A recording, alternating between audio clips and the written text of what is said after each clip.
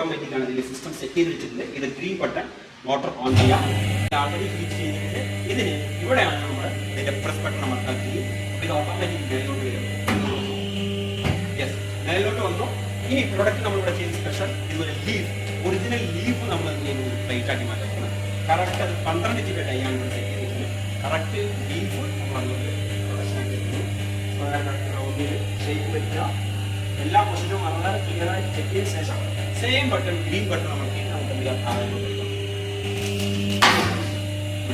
അപ്പോൾ ഇതിൽ പ്ലേറ്റ് റെഡിയായോ എന്ന് നമുക്ക് ഇത് ചെയ്യാൻ പറ്റും, എടുത്ത് കാണിക്കാൻ പറ്റും. അപ്പോൾ ഇതിൻ്റെ ഒരു പ്രത്യേകത ശ്രദ്ധിക്കാം.